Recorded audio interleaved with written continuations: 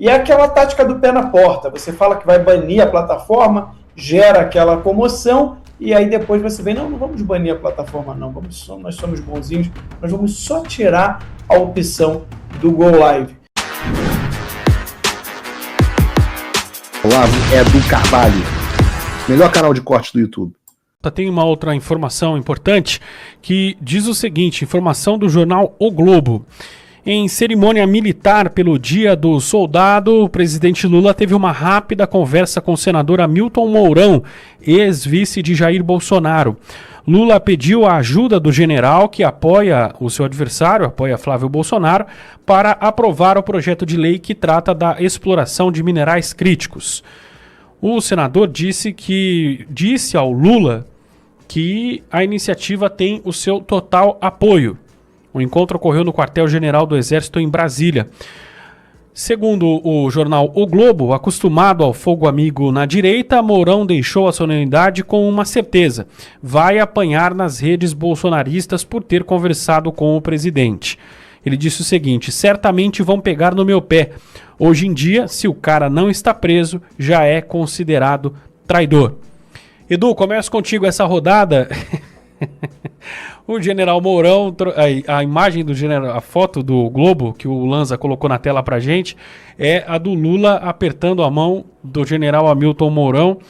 E aí depois ele foi questionado pelos repórteres e diz: olha, o pessoal vai pegar no meu pé hoje porque eu conversei com o presidente. E aí ele disse pro presidente que o projeto em relação aos minerais críticos tem o seu total apoio. Quero te ouvir sobre isso, Edu. O aspecto do general Mourão, né, o senador Mourão, o ex-vice-presidente, né, na época do Bolsonaro, não é por uma questão de um aperto de mão com o presidente Lula, né? Não é por causa disso. É óbvio que isso aí seria péssimo, até porque é melhor se desinfetar a mão, passar um álcool em gel, lembrando na época da pandemia. Mas o ponto central é todo o histórico de comportamento dele como vice-presidente. Caras e bocas quando o Bolsonaro estava discursando, enquanto estava tendo aquele conflito declarado, né, um conflito diplomático entre o Brasil e a China, ali, né, enfrentado pelo ministro Ernesto Araújo. Aí teve aquela ocasião o então deputado Eduardo Bolsonaro, que era o presidente da Comissão de Relações Exteriores da Câmara dos Deputados, e aí me fugiu o nome do embaixador, peço até que meus colegas lembrem. Teve aquele embaixador que ele tinha a missão exatamente de desestabilizar os países, né, o qual estava tendo interesses chineses, e constantemente tinha embates envolvendo esse embaixador chinês com o Eduardo Bolsonaro, inclusive o próprio, o Max, com mais propriedade, pode falar que eu. É o Yang Waming. Esse sujeito mesmo. E na época ele estava no Terça Livre, aquela situação do Viva Taiwan, né? Então a gente sabe muito bem o que é esse sujeito e como é o modus operandi chinês. Neste período, o general Mourão usando um broche com a bandeira da China. Este é o histórico que nós estamos falando. Então não é de agora o general Mourão. É caras e bocas, né? Quando o presidente Bolsonaro estava combatendo todo o absurdo do lockdown e daquelas medidas absurdas que agora são provadas que são absurdas, o general Mourão, né, o vice-presidente Mourão fazendo caras e bocas. Aí depois teve aquela situação de indisposição com João Dória, também na condução do lockdown e da política aqui em São Paulo. Novamente é flagrado o vice-presidente fazendo caras e bocas, né? Então não é por causa do aperto de mão ao Lula, né? E ele virou senador por uma questão de exclusão lá, um voto útil. Essa é a verdade, ele virou senador por uma questão de voto útil. Não é por apreço à pessoa dele, lembrando do discurso dele no Réveillon, né, no Ano Novo, de 22 para 23, que o Brasil vive uma democracia pujante. Então, as caras e bocas, diante do embate com o embaixador chinês, que eu não gravo o nome, e ainda e usar o broche com a bandeira da China, fluente em mandarim, e aí depois esse discurso de que o Brasil vive uma democracia pujante, tendo em vista, né, tudo o que se sucedeu de 2019 com os arbítrios, para falar aqui de uma forma mais polida, todo o abuso de autoridade que foi feito por meio do ativismo judicial, e aí no caso a pessoa do ministro Alexandre de Moraes, ele num discurso falar que a democracia é pujante, é por isso que o pessoal tem aversão a ele, especialmente a direita. E não é por causa do aperto de mão ao Lula, que obviamente a gente tem o aspecto político, mas qualquer direitista digno se recusaria a apertar a mão de uma pessoa que declara o que o Lula declara em diversos momentos, seja em extirpar a oposição, seja em reeducar a oposição, entre outras, né, absurdos que ele já declarou só no Lula 3, tá? O Wellington. Max, quero te ouvir sobre esse tema também, sobre essa conversa rápida ali entre o presidente Lula e o general Hamilton Mourão. Wellington, a China ela tem um grande interesse nessa questão das terras raras do Brasil. Então, faz todo sentido que o general Mourão esteja adorando essa questão das terras raras, porque ele já está pensando, provavelmente, aqui, minha opinião, sobre as futuras negociações que ele vai conseguir fazer com o Partido Comunista Chinês. Ele é aquele vice-presidente que andava com o broche da China, né, na lapela do seu terno. Então, todo mundo sabe dessa proximidade que o general Mourão tem com a China. E o interessante, e até um pouco de crueldade da parte dele, de falar que agora quem não está preso é traidor, ou seja, meio que zombando das pessoas que estão presas, meio que menosprezando essas pessoas que são inocentes, que são injustiçados e estão sendo vítimas de um regime. Então, ele não considera que nós estamos vivendo um regime. É a democracia pujante. As instituições, para ele, devem estar indo maravilhosamente bem. Agora, chama a atenção, isso é uma coisa que sempre me incomodou, como é que num grande plano golpista, segundo Alexandre de Moraes, envolvendo a presidência da República, envolvendo cúpula das Forças Armadas ali naquele momento, assessores do presidente, o vice-presidente não tem nada a ver com essa história. Ele nunca foi sequer intimado para depor e falar se ele sabia de alguma coisa, se ele tinha ouvido alguma coisa. Mourão, em toda essa história, foi simplesmente intocável. Alguém que era vice-presidente, que é um general, e simplesmente, né, ficou aí, ninguém em nenhum momento toca no nome do Mourão. Aí alguém pode perguntar, mas ele não participou da reunião. O Felipe Martins também não participou de nenhuma das reuniões que o Alexandre de Moraes coloca. E mesmo assim está preso aí com mais de 20 e poucos anos de prisão, condenado. Então é muito esquisito essa história.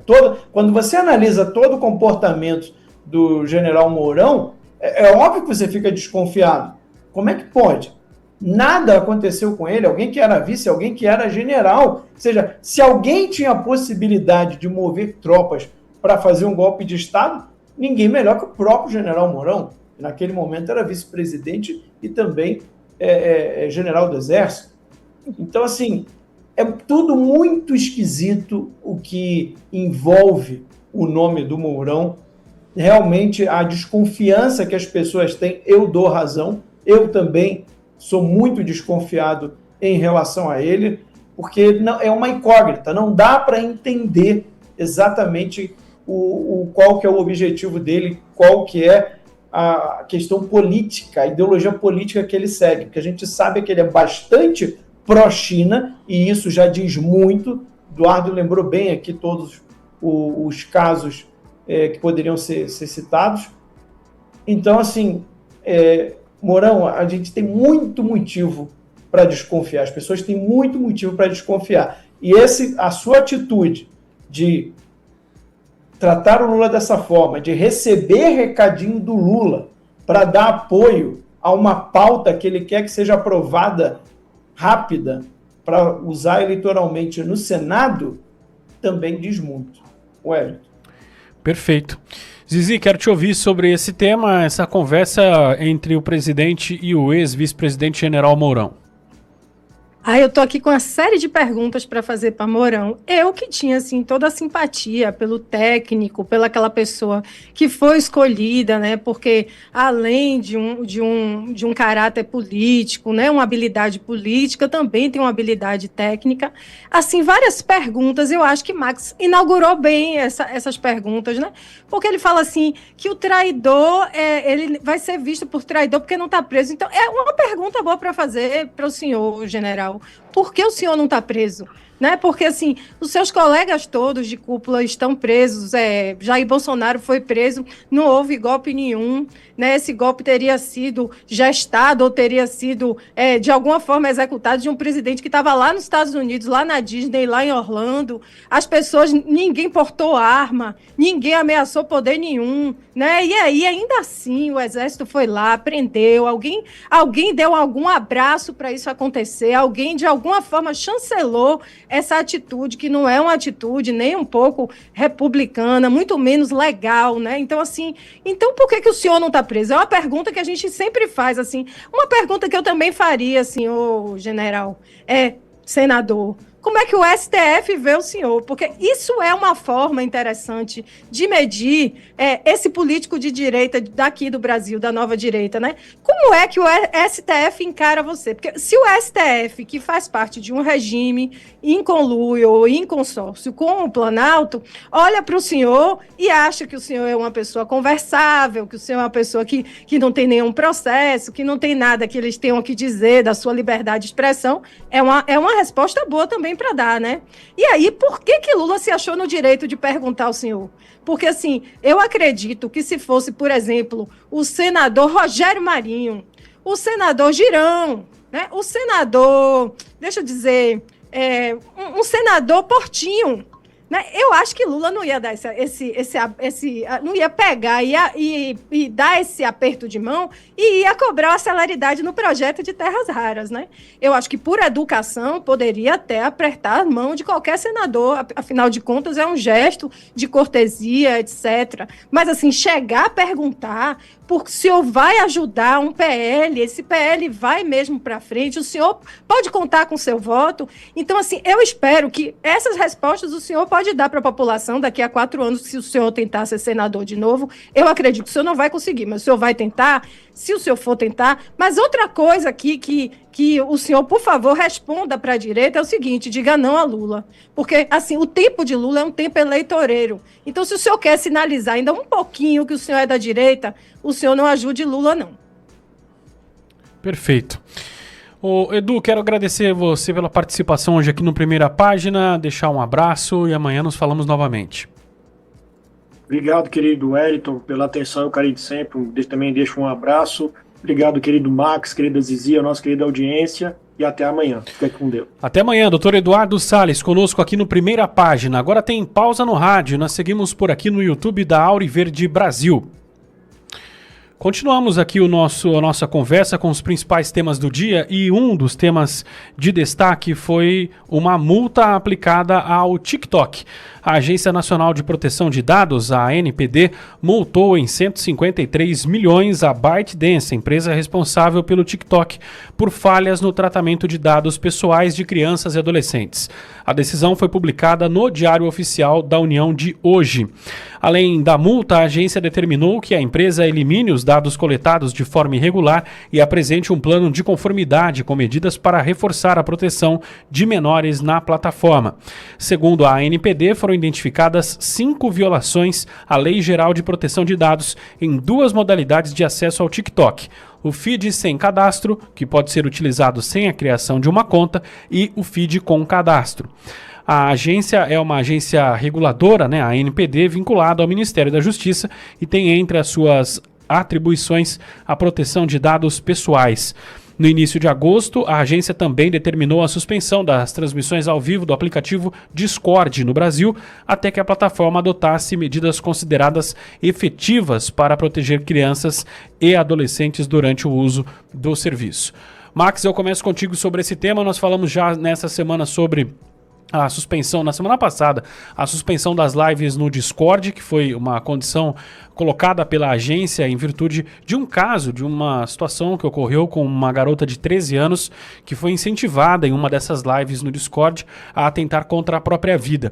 E agora uma multa aplicada ao TikTok, a outro aplicativo em outras circunstâncias, mas mostra que a agência está indo para cima mesmo das redes sociais com tudo, né? Foi o Discord na semana passada, nessa semana o TikTok, e pode ser que venha mais por aí. A NPD não está perdoando nem sequer aplicativos ligados à China, né? Então, realmente, a NPD está dando aula de restrição e de censura em redes sociais. Bem, mas tirando aqui a brincadeira de lado, vamos analisar com calma o que está acontecendo. Só um detalhe também, que eu acho que é importante, parece que aquela live da menina ela teria sido originalmente transmitida no Instagram e replicada no Discord. E parece que o Discord chegou a parar a live no meio. O Discord ainda tinha algum mecanismo para reconhecer ali o problema e conseguiu parar no meio a live. Mas mesmo assim a Janja chegou e pediu para que fosse banido o Discord, porque era um absurdo. E é aquela tática do pé na porta. Você fala que vai banir a plataforma, gera aquela comoção, e aí depois você vem, não vamos banir a plataforma, não. Nós somos bonzinhos, nós vamos só tirar a opção do Go Live. Porque, veja, Wellington, para mim isso é uma estratégia. Em que sentido?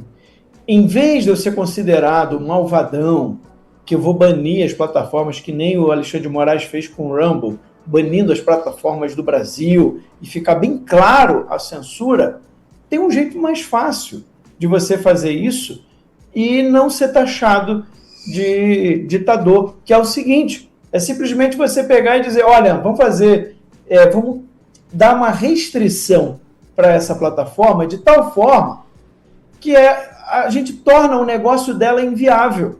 Ela não consegue mais operar. Como que o Discord ele virou um fórum, né? Sem a função Go Live, o Discord ele simplesmente virou um fórum de debate. Ele perde boa parte do seu sentido, perde boa parte dos seus negócios. Muita gente que usava a plataforma vai parar de usar, vai sair, vai começar a usar outras plataformas concorrentes que tenham a opção de transmissão ao vivo, e aí mesmo que daqui a alguns meses volte a função live no Discord, muito dificilmente essas pessoas vão voltar. Inclusive, eu já vi até de empresas que estão deixando, né, de atuar ali no Discord, porque quando você tirou essa função, o fluxo, o tráfego de pessoas utilizando a ferramenta acabou. Então, para mim, isso é uma nova forma de censura. Você restringe a plataforma, você vai cortando, vai meio que mutilando ali a plataforma das suas funcionalidades, e vai chegar um momento que para ela vai ficar inviável continuar e ela vai se retirar do Brasil. É uma forma de você expulsar sem dizer que expulsou, né? Ou seja, publicamente você se coloca ali, não, a gente estava protegendo as crianças, era para cumprir o ECA digital, para cumprir a medida provisória do Lula, que inclusive até agora não foi derrubada. Até agora, a medida provisória do Lula, que na prática criou leis, o que ele não pode fazer, tá? No decreto presidencial. O decreto presidencial ainda não foi derrubado. O decreto presidencial é só para dizer como é que aquela lei vai ser aplicada.